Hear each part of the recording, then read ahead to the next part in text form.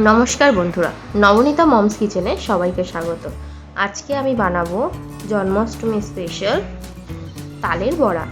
আপনারা ভিডিওটা স্কিপ না করে পুরোটা দেখুন। ভালো লাগলে লাইক, শেয়ার ও সাবস্ক্রাইব করুন, যাতে নতুন নতুন ভিডিওর নোটিফিকেশন সবার আগে আপনাদের কাছেই পৌঁছায়। জন্মাষ্টমী বাঙালিদের কাছে খুবই স্পেশাল একটা অনুষ্ঠান। চলো এবার রান্নাটা শুরু করা যাক। আমি প্রথমেই একটা বাটিতে 1 কাপ মতো চালের গুঁড়ো নিয়ে নিচ্ছি। নিয়ে নেব 1 কাপের মতো সুজি। সুজিটা একটু চেলে নেবে, কারণ অনেক সময় সুজির মধ্যে দানা জাতীয় জিনিস থাকে।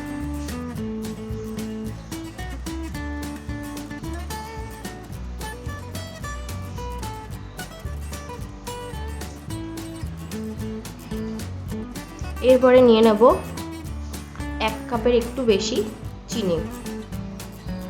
নিয়ে নেব 2 স্পুনের মতো গুঁড়ো দুধ।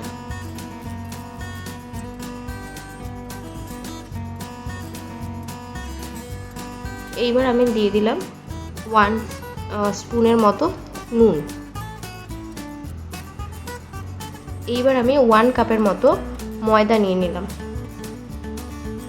ময়দার জায়গায় অনেকে আটাও ইউজ করতে পারো, আর যারা পুজোর জন্য ব্যবহার করছো নুনটা স্কিপ করবে। আমি এগুলো ভালো করে মিশিয়ে নিলাম।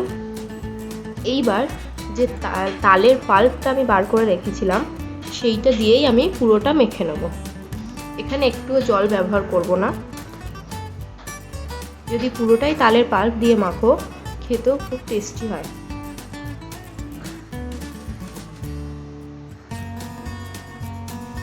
আমি যেরকমভাবে দেখালাম সেরকমভাবে যদি বানাও, খেতে খুবই সুন্দর হবে আর অতটা তিতো ভাবও লাগবে না।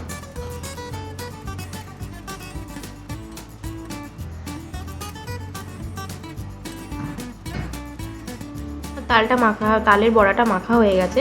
এইবার আমি আধ ঘন্টার জন্য রেস্টে রেখে দেবো, যাতে সুজিটা একটু ফুলে যায়।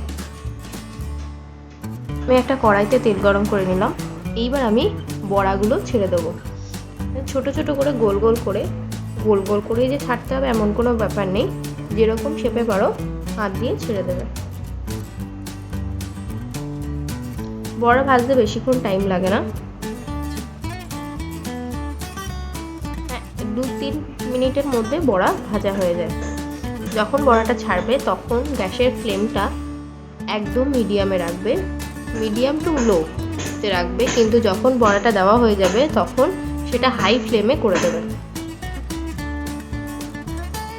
সেমভাবে আমি আর একবার বড়া দিয়ে দিচ্ছি। বড়াটা দেওয়ার আগে অবশ্যই যেন তেলটা খুব ভালো গরম হওয়া দরকার, নাহলে বড়াগুলো কড়াইতে লেগে যেতে পারে।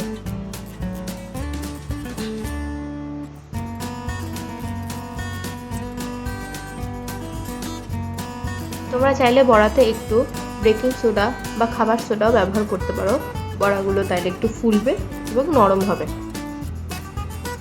আমি নরম বড়া অতটা পছন্দ করি না, ওই জন্য আমি সোডাটা স্কিপ করে গেছি। দুটো পিঠই ভালো করে লাল লাল করে ভেজে নেবে। এই সময় গ্যাসের জালটা একদম হাই ফ্লেমে থাকবে।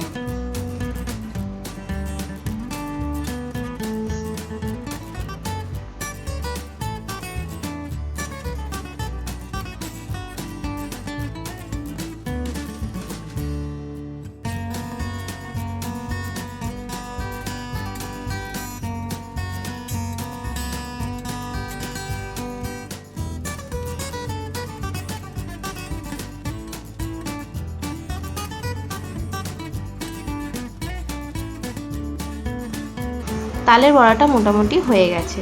এইবার আমি বড়াটা তুলে নেব। তোমরা জন্মাষ্টমীতে বড়া বানিয়ে গোপালকে ভোগে নিবেদন করো আর জানিও কেমন হয়েছে। সুস্থ থাকবেন, ভালো থাকবেন। আমি আবার আসবো নতুন একটা রেসিপির সঙ্গে। নমস্কার।